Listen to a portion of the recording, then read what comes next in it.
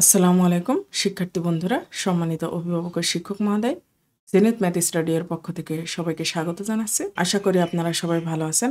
আমি এখন আলোচনা করব সপ্তম শ্রেণীর ডিজিটাল বইয়ের সাইবারে গোয়েন্দাগিরি এই অভিজ্ঞতায় শিক্ষণকালীন মূল্যায়নে কিভাবে নির্দেশনা করা হবে, অর্থাৎ শিক্ষণকালীন মূল্যায়ন কিভাবে করা হবে সেটা নিয়ে আশা করি আপনারা আমার সাথে থাকবেন। চলুন মূল আলোচনায় চলে যাই। এটা হচ্ছে শিখন অভিজ্ঞতা 4 সাইবারে গোয়েন্দাগিরি। এর পিআই নম্বরগুলো দেখি 7.8.1, 7.8.2। এই দুইটা পিআই আছে। এই দুইটা পিআই এর পারদর্শিতার সূচক হচ্ছে সাইবার ক্রাইমের সামাজিক দিকগুলো চিহ্নিত করতে পারছে। 8.2 এ সাইবার ক্রাইমের আইনগত দিকগুলো চিহ্নিত করতে পারছে। এবার এই পিআই যে নির্দিষ্ট কাজ বা আচরণ দেখে শিক্ষক শিক্ষার্থীর মাত্রা নিরূপণ করবেন সেগুলো হচ্ছে 8.1-এ সেশন 2-এর ছকে বিভিন্ন রকম সাইবার অপরাধের ঘটনা লেখা ও তা পর্যালোচনা করা। সেশন 4-এর বিভিন্ন সাইবার অপরাধের করণীয় নির্ধারণ ছক আমরা যা করব পরিবারের সদস্যরা করবেন। সেশন 5-এ শিক্ষার্থীরা তৈরি সাইবার নীতিমালা।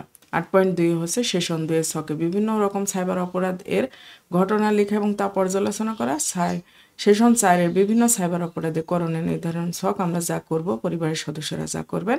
সেশন 5 শিক্ষার্থীর তৈরি সাইবার নীতিমালা। অর্থাৎ এই একটা কাজ করলে এখানে দুইটা কাজ করা হয়ে যাবে, অর্থাৎ 8.1 এবং 8.2 এর কাজ একই। দেখি আমরা বইয়ে কাজগুলো। সেশন 2 আমরা যখন সাইবার গোয়েন্দা, অর্থাৎ বন্ধুরা আজকে আমরা নিজেরাই সাইবার গোয়েন্দা হব। আমরা আমাদের আশেপাশে ঘটে যাওয়া সাইবার অপরাধ খুঁজে বের করব। চলো এবার কাজে নামা যাক। আমাদের আশেপাশে ঘটে যাওয়া একটি করে সাইবার অপরাধের ঘটনা চিরকুটে লিখে ঘটনাগুলো এমন হতে হবে যা সাইবারে ঘটেছে এবং কোনো না কোনোভাবে মানুষ এবং সমাজকে ক্ষতিগ্রস্ত করেছে বা নিরাপত্তা বিঘ্নিত করেছে। এগুলো আমাদেরকে একটা চিরকুটে লিখে রাখতে হবে। এই যে ঘটনা হচ্ছে, আর এখানে কোন মাধ্যমে ঘটেছে, সাইবার অপরাধ হলে টিক চিহ্ন দিই। তার মানে 1 নম্বর মোবাইল অ্যাকাউন্টের পিন নিয়ে টাকা আত্মসাৎ করেছে, এটা মোবাইল এবং ইন্টারনেট। এখানে অপরাধ হলে টিক চিহ্ন দিতে হবে। 2 অনুমতি ছাড়া অন্যের ব্যক্তিগত ছবি সামাজিক যোগাযোগ মাধ্যমে ছড়িয়ে দিয়েছে, এটা মোবাইল অথবা কম্পিউটার এবং ইন্টারনেট। এখানেও সেই একই কাজ। এইভাবে মোট 10টা যে ঘটনা সেই ঘটনাগুলো লিখতে হবে এবং কোন মাধ্যমে ঘটনা সেটা লিখতে হবে, আর সাইবার অপরাধ হলে টিক চিহ্ন দিতে হবে। এটা এবার সেশন 4-এর যে কাজ সেটা দেখি সাইবারে বিজয়।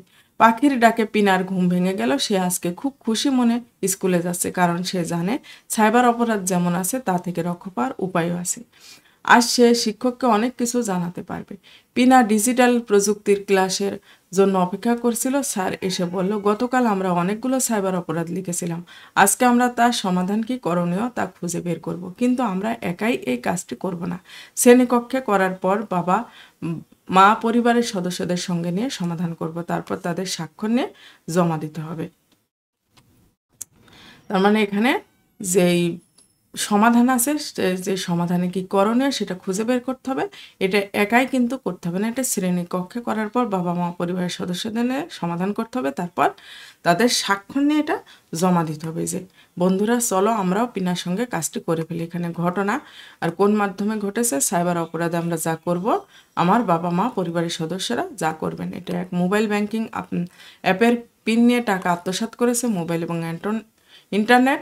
2 অনুমতি ছাড়া অন্যের ব্যক্তিগত ছবি সামাজিক যোগাযোগ মাধ্যমে ছড়িয়ে দিয়েছে মোবাইল অথবা কম্পিউটার এবং ইন্টারনেট। 3 অন্যের আইডি হ্যাক করেছে। 4 মিথ্যা অথবা গুজব ছড়িয়েছে। এভাবে মোট এই কয়টা লিখতে হবে। লিখে কোন মাধ্যমে ঘটেছে সেটাও লিখতে হবে। লিখে সিগনেচার নিয়ে পিতামাতার সিগনেচার নিয়ে সেটা শিক্ষকের কাছে জমা দিতে হবে। এবার সেশন 5-এ যে কাজ আমরা বানাবো আমাদের সাইবার নিরাপত্তার নীতিমালা। বন্ধুরা এবার আমরা আমাদের নিজেদের জন্য সাইবার নিরাপত্তার নীতিমালা বানাবো, যেখানে আমরা শপথ করব যে সেই সকল নিরাপত্তার নিয়মকানুন আমরা নিজেরা মেনে চলবো এবং স্কুলের অন্যদের জানাবো যেন সবাই মেনে চলে। তারপর সেই নিরাপত্তার নীতিমালা সকল শিক্ষার্থীর স্বাক্ষর সংগ্রহ করে আমাদের স্কুলের দেওয়ালে রেখে দেব যেন সবাই সচেতন হতে পারে। নিচের নীতিমালাটি পূরণ করবে এবং সবাই মিলে যেটি তৈরি করবে সেটি আলাদা কাগজে লিখবো। এটা এখানে আমরা বিদ্যালয়ের 7ম শ্রেণীর ছাত্র এভাবে লিখতে হবে 4 পর্যন্ত।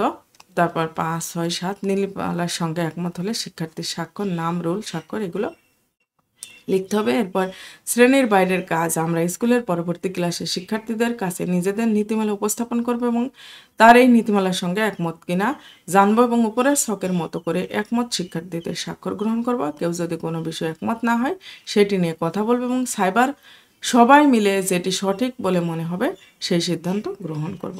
এটা ছিল প্রথম পারদর্শিতা নির্দেশক কাজ। এবার দ্বিতীয় পারদর্শিতা নির্দেশক 8.2, এটার কাজও সেই একই।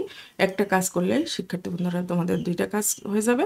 এই ছিল তোমাদের যে অভিজ্ঞতা, এই অভিজ্ঞতার যে কাজ, সেই কাজগুলো আশা করি তোমরা বুঝতে পেরেছো। এতক্ষণ সাথে থাকার জন্য সবাইকে ধন্যবাদ জানিয়ে আমার পরবর্তী ভিডিও দেখার আমন্ত্রণ জানিয়ে আজকের আলোচনা শেষ করছি।